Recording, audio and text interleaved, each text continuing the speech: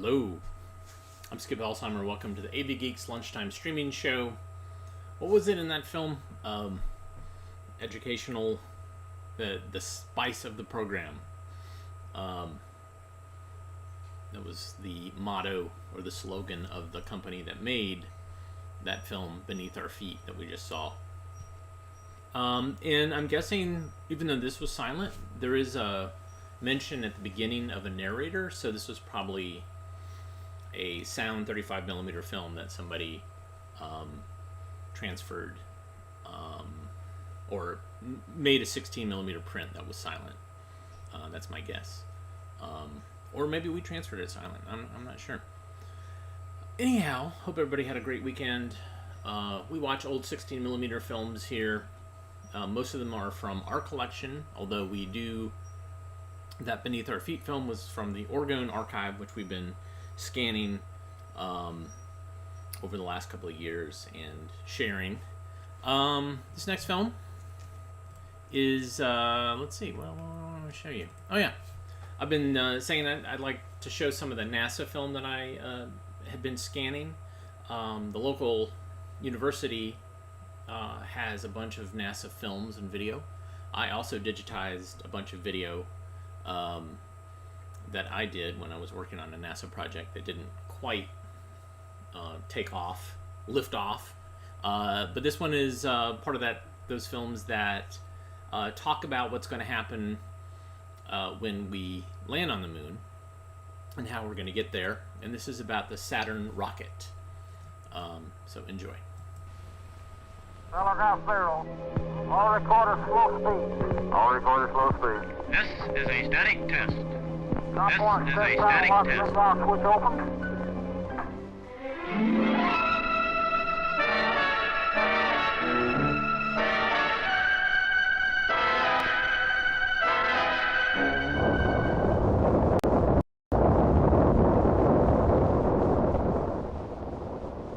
Years before the birth of Christ, the men of Alexandria were already making scientific measurements of the stars and planets.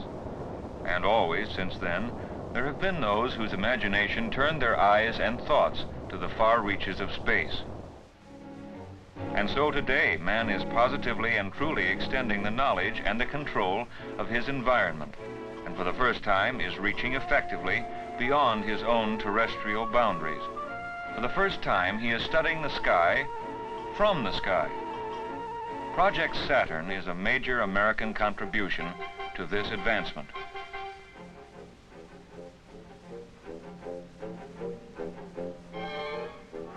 Saturn is the largest launch vehicle at present under development in the free world. This is a rocket with a 1.5 million pound thrust that will put a 10-ton payload into orbit around our Earth, to the moon, and into deep space. A later, more powerful version of Saturn will be capable of putting up a payload of 2.5 times this amount, 25 tons. It will be our first major rocket for space exploration, and is being developed specifically as part of an overall scientific engineering program. Saturn uses the building block principle. It is made up of various stages, each of which will drop behind in space as its fuel becomes exhausted. Saturn can be a 2, 3, or 4-stage rocket, depending on the use to which it will be put, and the payloads it has to carry. A 3-stage Saturn will be 185 feet high as an 18-story building, and 22 feet wide at its base. Here is a scale model alongside the first stage of the real thing. Although scaled down to 1/10 size, it still dwarfs a man by comparison. The 2-stage Saturn is planned as a kind of utility space truck to put large payloads into orbit around the Earth. With it, larger spaceships could be refueled before moving outward on longer journeys. Saturn, with additional stages, will be used for probes to the moon and the farther planets. A 4-stage Saturn will land precision instruments on the moon. Although other United States rockets may get to the moon before it, Saturn will put up the greatest payloads. It can obtain information from several areas on a single moon trip, and later return actual samples from the moon's surface. Most importantly, Saturn will send a 3-man spacecraft, the Apollo, around the moon and back to Earth. With refueling in space, it could at last carry man to the moon's surface.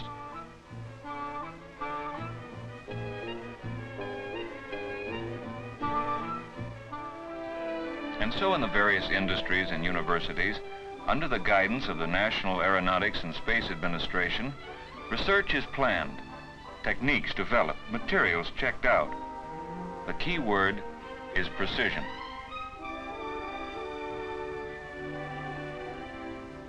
And although the space age has but begun, already we have accumulated a great wealth of technical and scientific experience. Basically, Saturn is the outgrowth of mechanisms that have been tested and proven. The first guidance system to be used in Saturn, for example, is an improvement on that used in the Jupiter rocket. However, the guidance system for the Centaur, developed in the Atlas Centaur program of the Space Administration, appropriately modified, may prove much more versatile. It is hoped that it will be capable of guiding Saturn on more complex missions.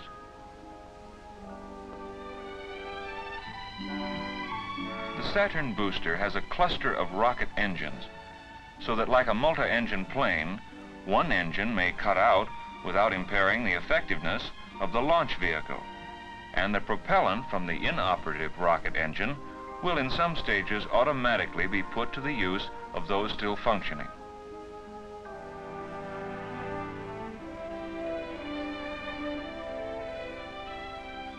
There are 8 booster engines in the first stage of Saturn, 6 in the second stage, and 2 in the third.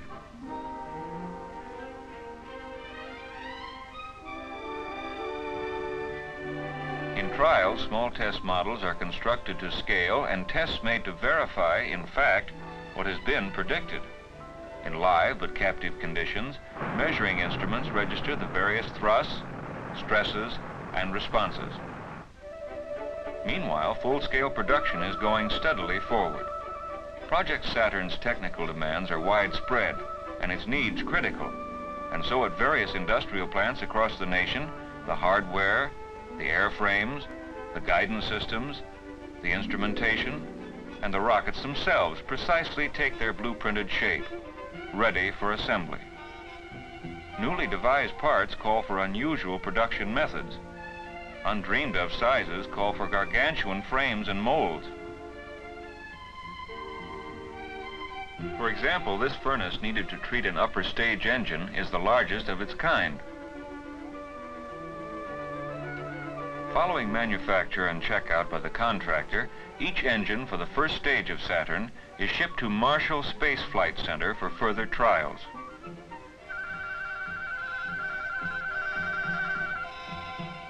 Each engine separately undergoes final exhaustive captive tests before it is approved.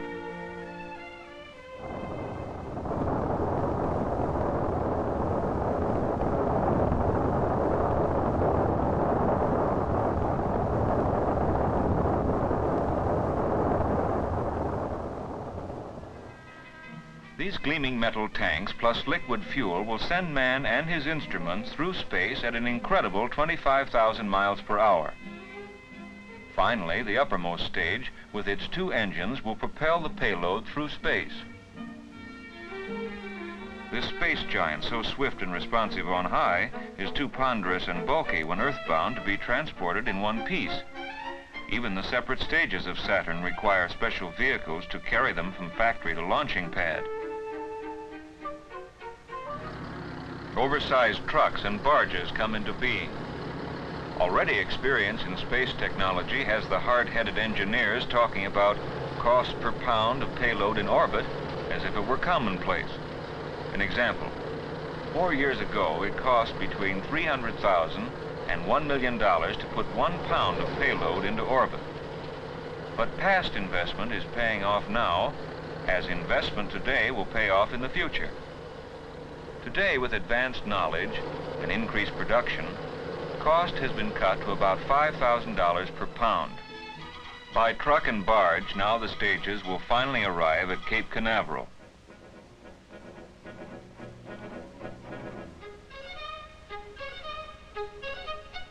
Here is the water route Saturn will follow.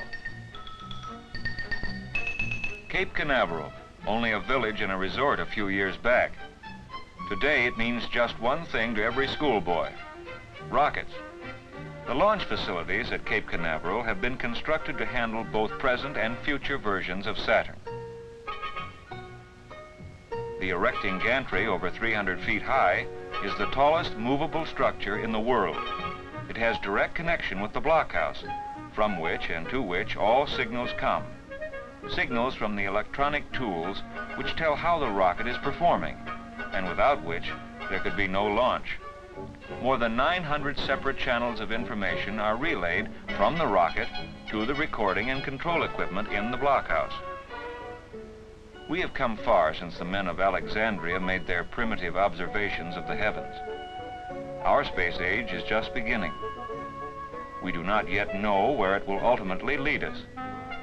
But we do know that Project Saturn will vastly increase our understanding of the universe and our potential to travel into space.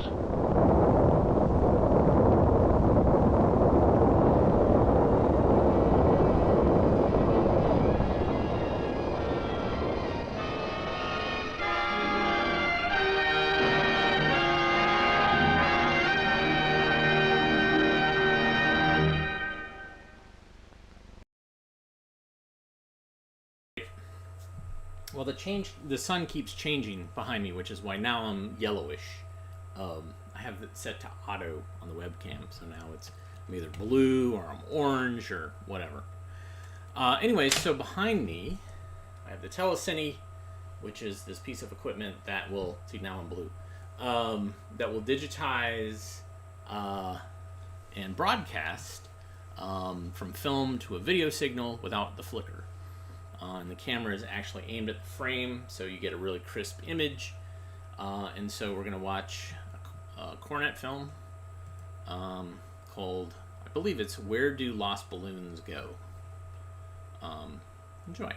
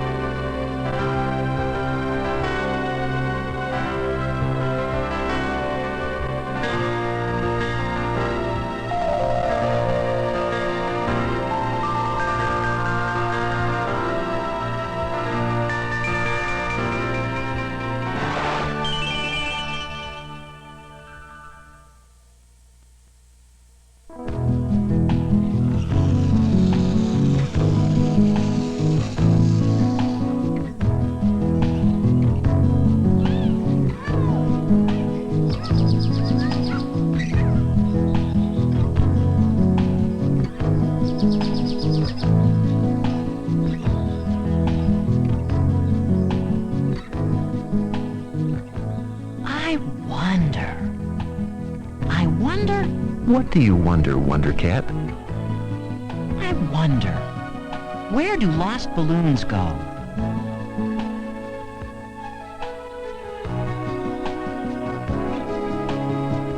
Where do lost balloons go? If you're curious enough, you can find out. Well, lost balloons start getting lost when they go up into the air. Lots of things go up into the air. Some things that go up into the air get moved by the air, too.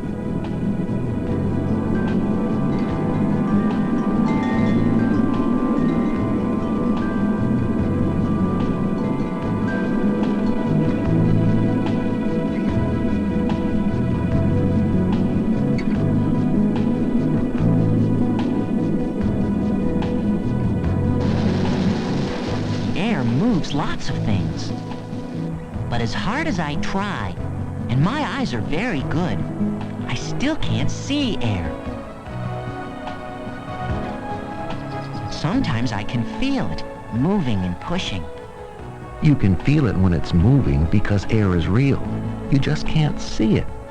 You can't reach out and touch it. Like you can touch a rock, for instance, because air isn't a solid thing like a rock is. It's a gas. Air is more like water than it is like rock. Air is a gas you can't see, but you can see things through it. It's an invisible gas that's all around us. Well, if all this invisible gas is all around us, how can things go through it? It's a lot like when something goes through water.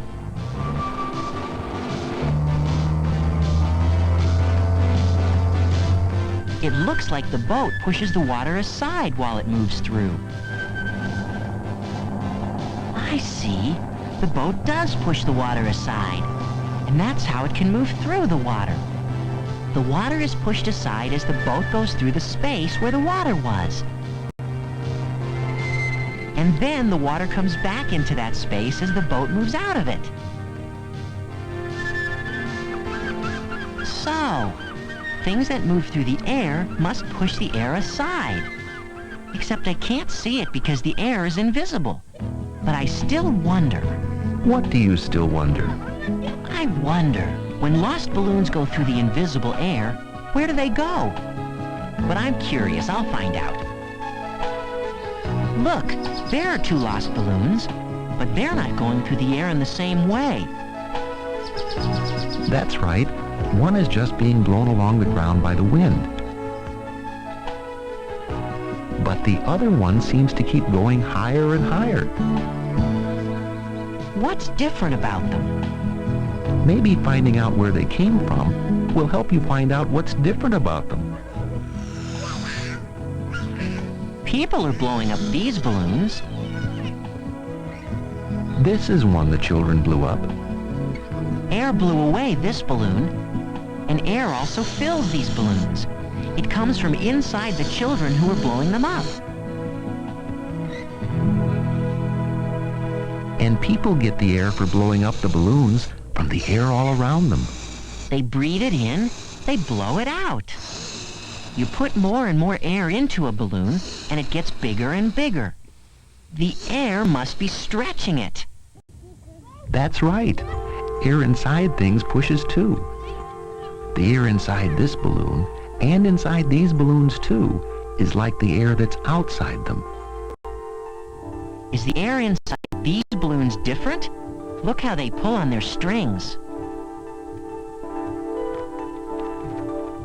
The air inside these balloons is different. In fact, it really isn't air at all. It's a gas, like air is, but it's a different kind of gas.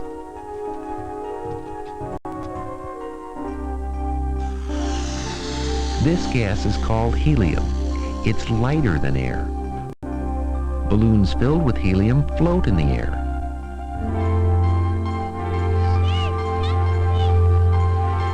In fact, if you don't hold them down, they go up, up, up through the air like this lost balloon. I wonder... What do you wonder? I wonder what will happen to the lost balloon as it goes up through the invisible air. If I'm curious enough, can I find out? Yes, but you need a way to go up into the air. Let's imagine you were being carried by a balloon filled with helium, up, up through the air. Let's see what it would be like. Are you comfortable? So far. But as you go up, it gets colder and colder. Does that mean that the higher you go, the colder it gets? That's right. Thanks. The winds blow hard up here. Wind is air that moves. Oh, now I see why balloons can travel so far. And something else is happening. It's getting harder for you to breathe. You need your own supply of air up here. Is that because there's less and less air the higher you go? That's right. Now sometimes as a balloon goes higher, the helium leaks out of it and it slowly falls back to Earth. But your balloon doesn't leak. And it's getting bigger and bigger. Remember, there's less air up here, so it's easier for the gas inside the balloon to push on the balloon and stretch it. And if you go high enough, and if some of the gas inside the balloon doesn't leak out, or if it isn't let out, then a balloon bursts. Oh! Oh. The fall is slower with a parachute. Its shape makes it hard for the air to get out of its way, and so the air slows you down. So you see, all lost balloons and cats attached to them eventually fall back to the earth. And now you're back in your favorite tree again.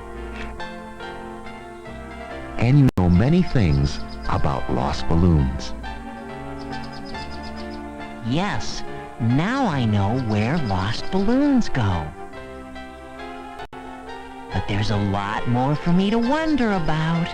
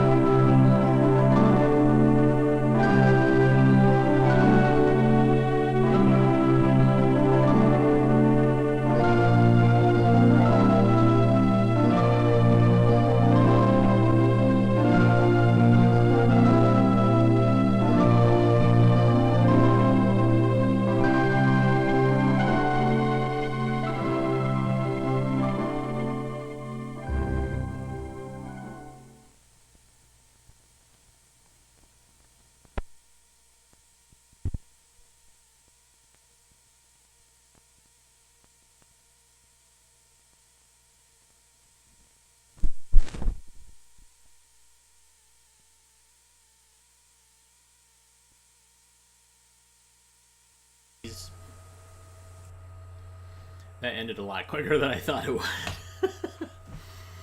So Wonder Cat, there's a new character, and I have a couple of films featuring Wonder Cat. So we'll watch more of those. So 1986, I was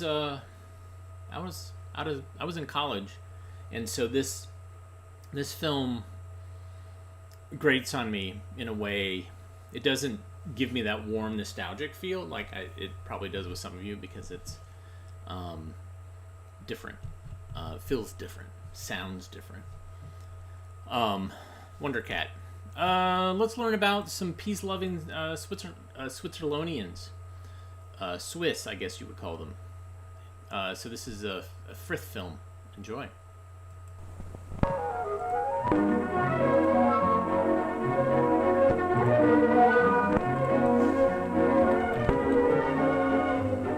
Switzerland is one of the most beautiful countries in the world, with its magnificent snow peaks, blue lakes.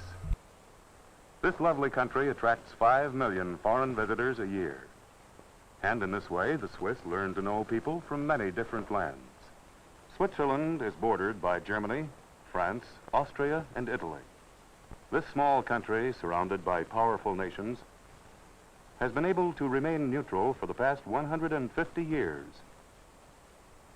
In 1814, at the Congress of Vienna, the great powers guaranteed Swiss neutrality, and this has proved to be in the best interests of Europe. The Swiss people have always been ready to protect their country. Each man has his own gun and ammunition in his home. The men are on call until they are 48 years of age. Today, the Swiss Army can be mobilized in 48 hours. Their banks reflect the integrity of the people. They attract capital from foreign governments as well as from foreign business. In time of war, deposits from both sides of the warring nations remain safe in this neutral country. After the war, the capital is then available to help the war-torn countries, to give them hope and to speed their recovery. This is one of the reasons other countries want this country neutral.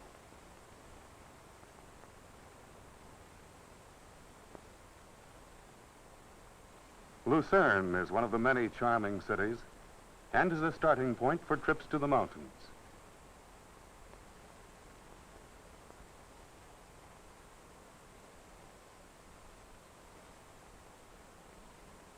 Around the lake are many quiet towns. The Swiss people are artistic and beautify their villages with parks and flowers. Each home has a lovely garden. Even the high school has bright flowers in the window boxes. It's Sunday, and the people stop to chat on their way home from church. The friendly Swiss are well liked by the foreign people who come to visit their country.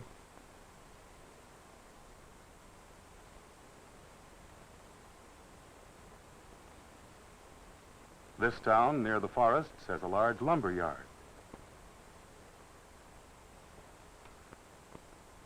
The tranquil loveliness of Lake Geneva is an inspiring setting for people to gather in the cause of peace.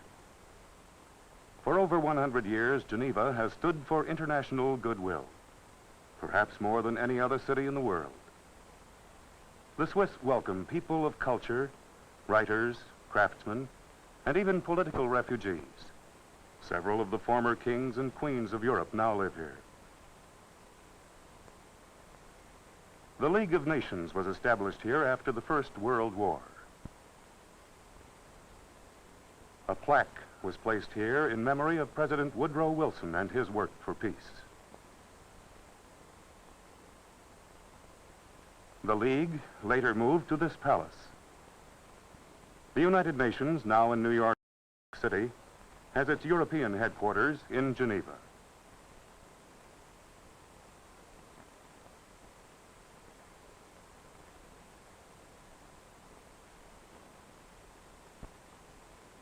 Here is the home of the International Labor Board of the United Nations.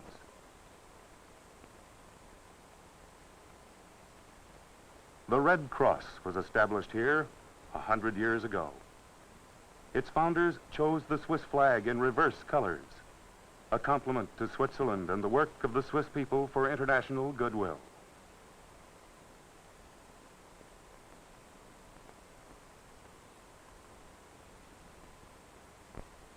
Bern, the capital, overlooks the Aar River, a branch of the Rhine. Switzerland has plenty of electricity and is highly industrialized. Nearly half the people work in industry.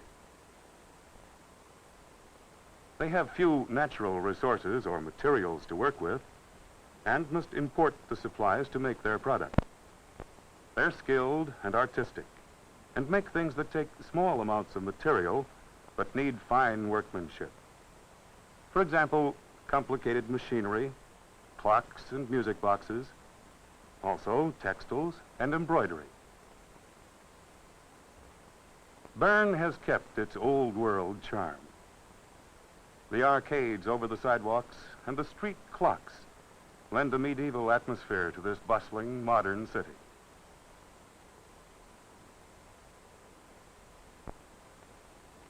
Bern University has over 2,000 students.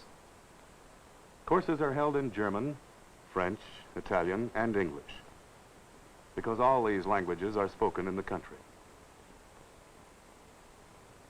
The fine schools attract foreign pupils. The 7th grade girls from the Mädchen school are taking a field trip. First, the girls hike to the Rutter farm to see the harvest. Many of the farmhouses and barns are built under one roof because of the heavy snows.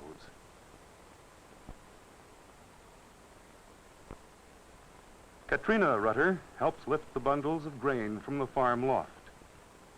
The average farm is small, less than 15 acres, and so the farmers must work hard to make a living. The Swiss import half of their food. Katrina feeds the bundles into a machine that separates the grain and drops it into bags.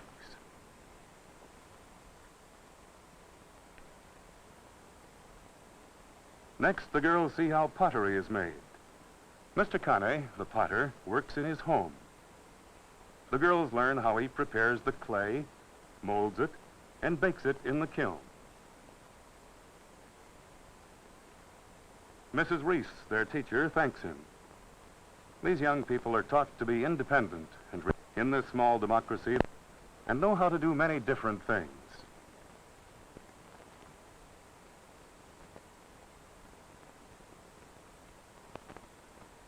Next, the girls hike to the fields to see the potato harvest.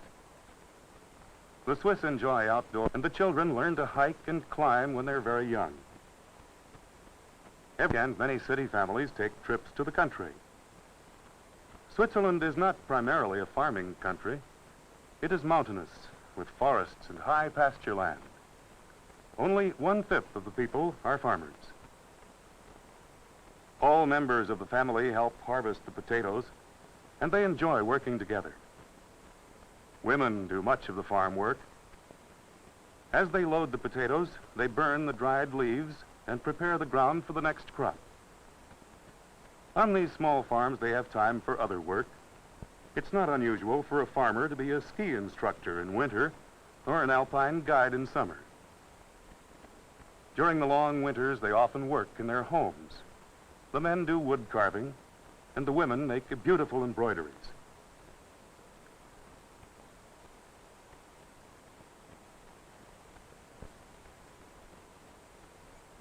Another Friday, the girls visited the city of Thun on the River Aar. An hour on the bus from Bern, the castle on the hill dates to the 12th century and was the home of the Counts of Kyburg. Switzerland is an old country, rich in culture and with hundreds of years of heroic history. Most of us know best the story of their hero, William Tell. The women come early to buy the fresh produce at their fine marketplace. In this country, there is on the average a bicycle for every 5 people. Few of them own cars.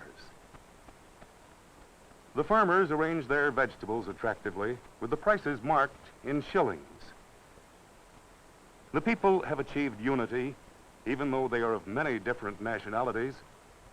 They make change in several currencies and speak many languages. Both German and French are required in their schools.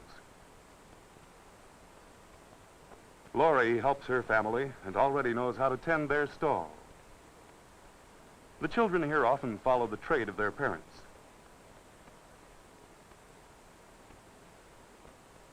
The Swiss people are prosperous, and few are very rich or very poor. They're famous for the care they give their less fortunate people.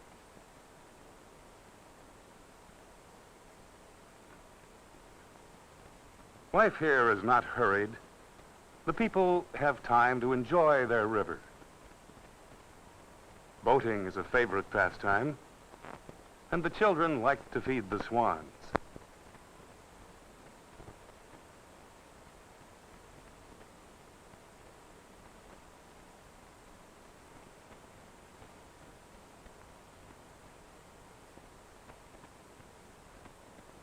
The small towns on the lovely lakes are like picture book places. It seems as if every part of this country is beautiful.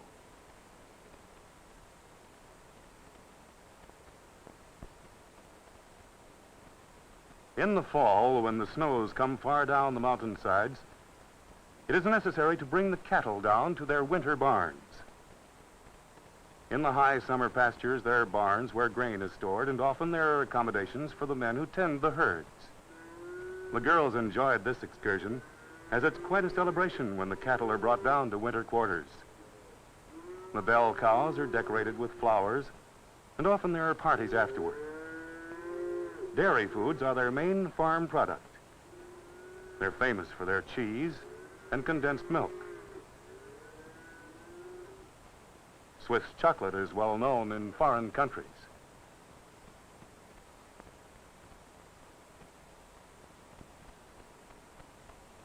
The girls have enjoyed the celebration and returned to the Kane home for their picnic lunch. Distances are not great in this small country that is only about 200 miles long at its greatest length. The girls have a chance to know their homeland and become closer friends. They have fun and joke as they make plans for their next trip.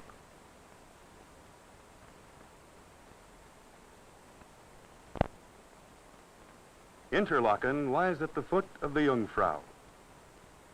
There are many interesting trips for both tourists and mountain climbers.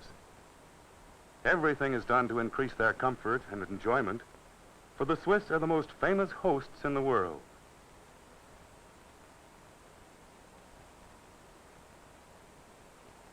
Switzerland is often called the playground of Europe.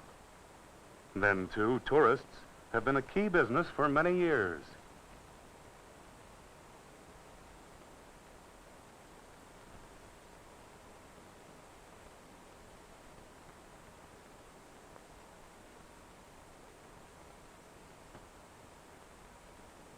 Attractive eating places tempt the tourists with their excellent Swiss food.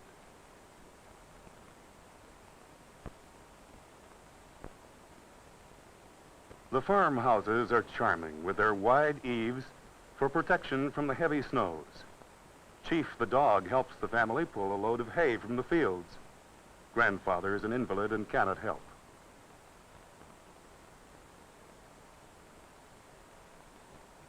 Zermatt is one of the famous resorts where climbers start their treks to the Matterhorn. Many less active tourists take cable cars or the cogwheel railroad to the snow line without actually climbing in the snow. The cable car follows the river and scattered farms, and Zermatt is left far below. Up, up it goes, past the meadows and forests. It's a bumpy ride and gives a jerk every time it passes a post.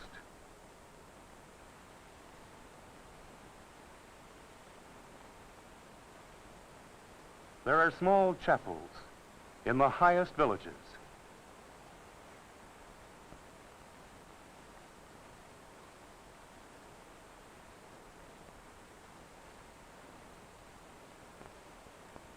Many people have lost their lives in attempting to climb the lofty peak. The frontiers have made it difficult for an enemy to invade the country.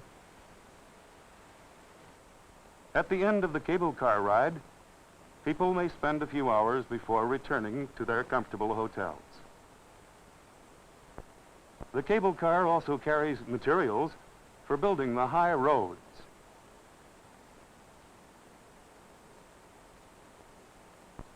It's a steep climb for the villagers who carry their own supplies.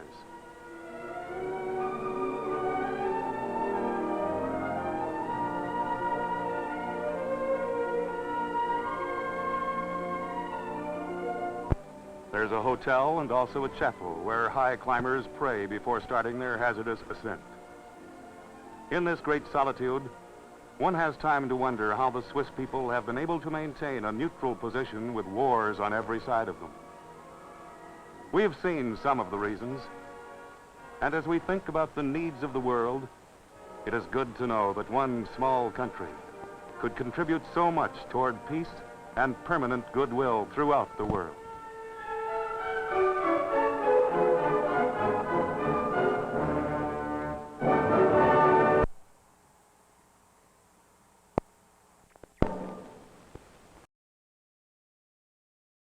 Annoying. The Charlotte Mecklenburg Library is how they would insert their little title card in the film before the credits. So frustrating.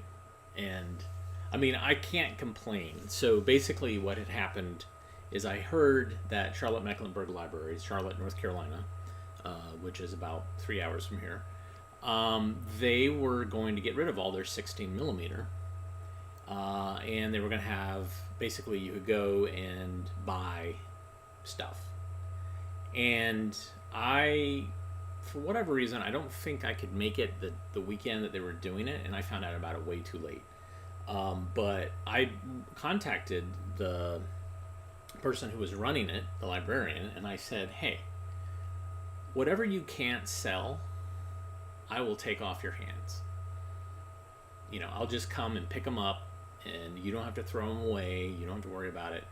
And so that was awesome because not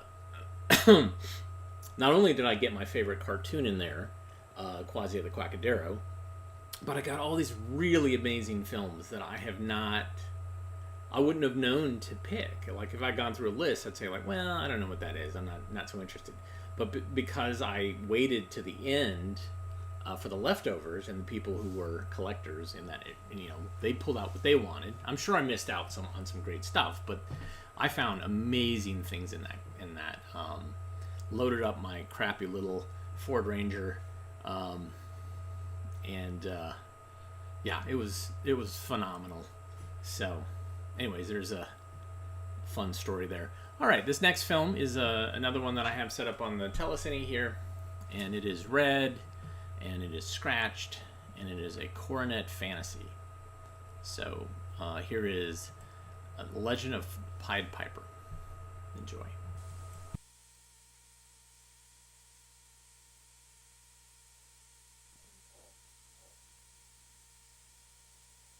Is a coronet fantasy based on the legend of the Pied Piper. Oh, yes, I know. I'm coming.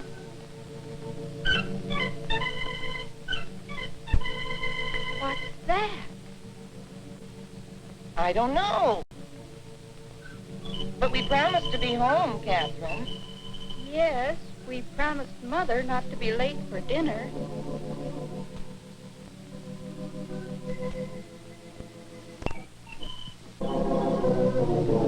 Don't you ever keep your promises? I am the Lord Mayor. I do as I please. Yes, my lord. I hear something in the street. Is it the townspeople coming again to complain about the rats? Is it? No, it's only Catherine and John. But the people have a right to complain. It isn't safe to go on the streets. John, close the door. Do you want to let the rats in? Yes, sire. No, sire. Mother, in the forest we heard a strange piping sound. Now, children, eat your porridge. Did you children see any rats? Yes, Father. The forest was full of rats. My name is Lord Mayor. They'll find no rats in this house. Not a rat. Who's there? Townspeople. To see the Lord Mayor. I can't open my door. The rats will come in. I'll speak with you here, quickly. Yes, very well. Nice, your lordship. Well, what is it? The rats bit my baby, your lordship, my baby. It's worse for the children. The rats are everywhere. Haven't I promised to get rid of the rats? As many weeks ago, Your Grace, nothing has been done. You haven't kept your promise. Something will be done. But, sire... Now leave me alone. Now, What will you do? how should I know? But you promised to do something. Of course I had to promise something. No, the rats! Who's to blame for this? There it goes, on his table. Get a stick. Mother! Mother!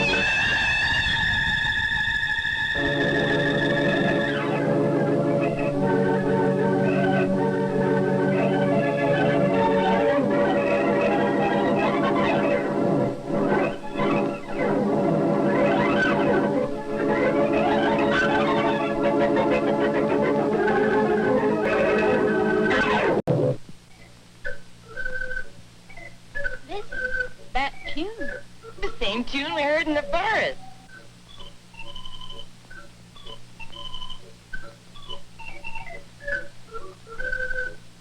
I hear it.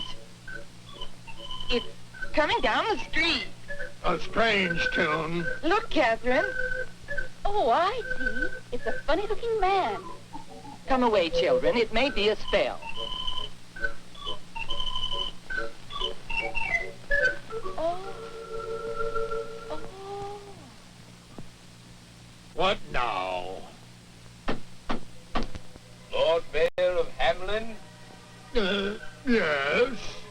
I would speak to you. Well, Ask him in. Well? come in.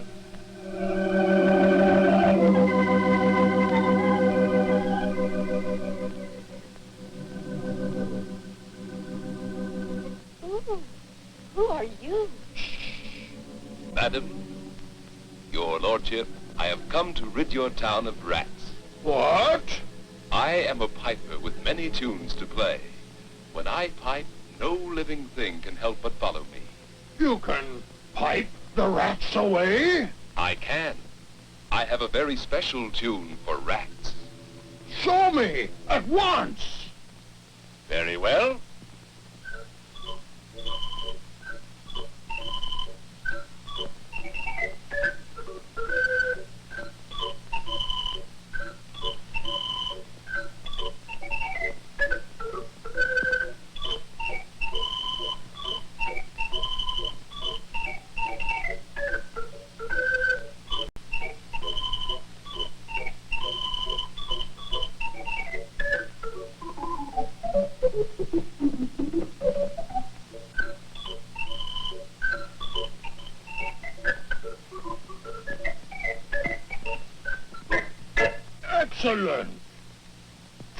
superb. And where I go, they'll follow me.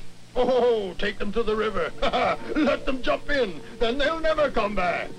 Very well. At once. Of course, I must be paid before I play. Paid? Why, of course, anything. 100 guilders. Agree. Now, pipe away. Pipe away. I'll take your word.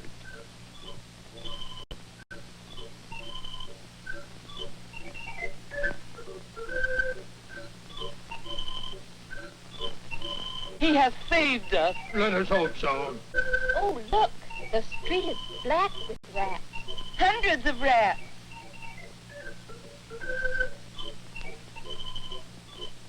They're heading toward the river. Good riddance. You were wise. This deed is worth more than 100 guilders. You don't think I intend to pay? But you promised. The rats will be dead. He can't pipe them back again. Pay indeed. Huh?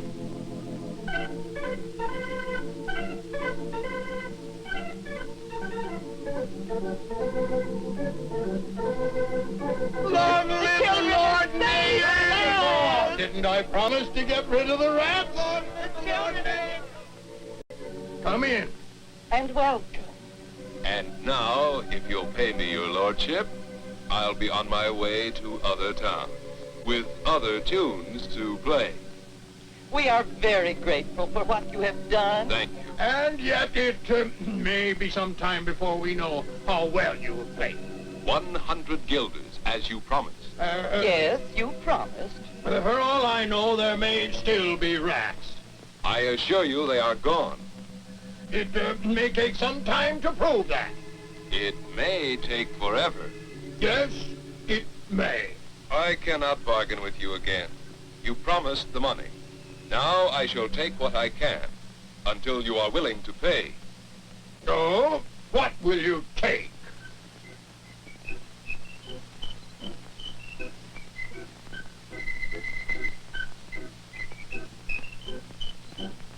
What's this?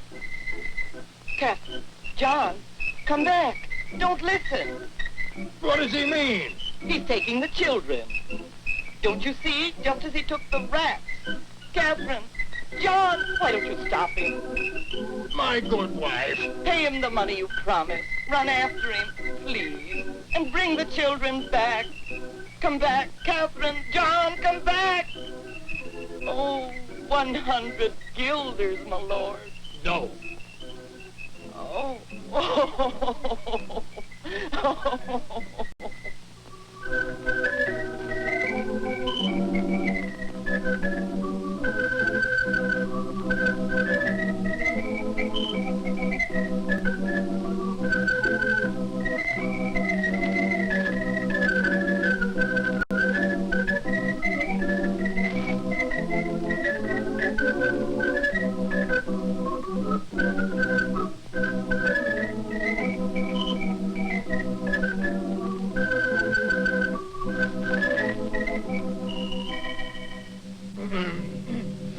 It's very quiet.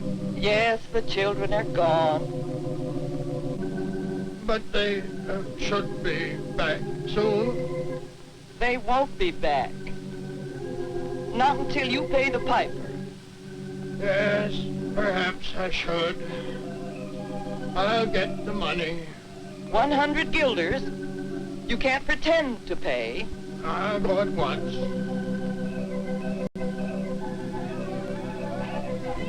The mayor is coming to take you to your children. Hurry.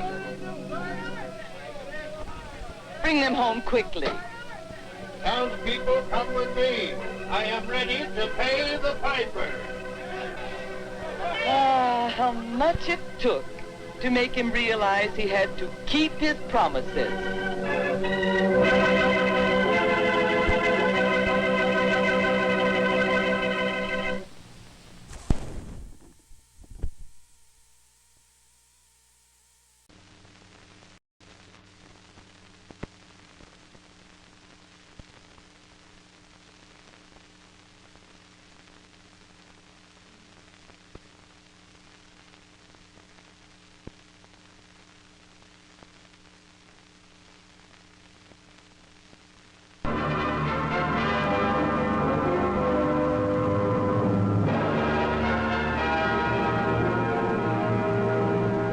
fellow American citizens, I'm grateful to the motion picture industry for this opportunity to remind you of a most important day in our lives. December 15th is Bill of Rights Day.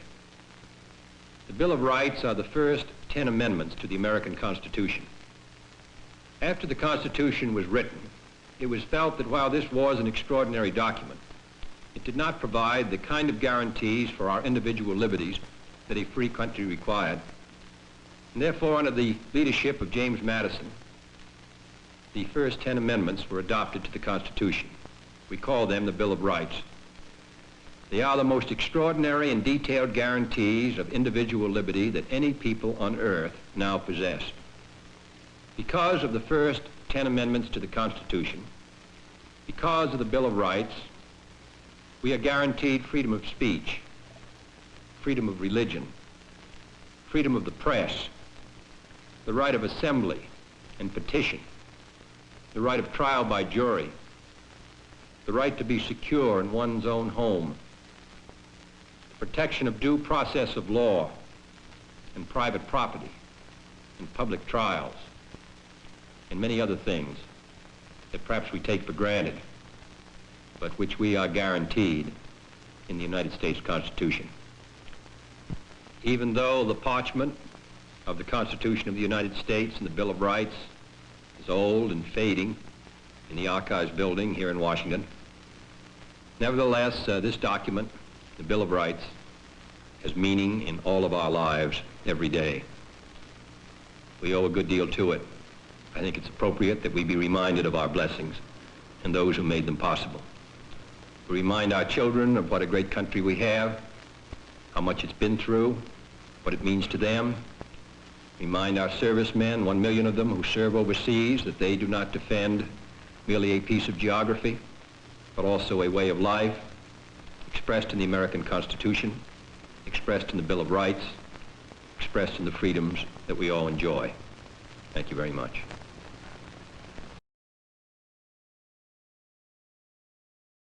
So I showed that not because I wanted to make some sort of political statement, but I was just trying to find something that would fill in the gap that I had. So I got that from, we scanned stuff for Craig Baldwin, and that was something that was obviously shown in theaters to commemorate Bill of Rights Day in December 15th. Boy, I'd love to bring that back. That's all I'm going to say about that.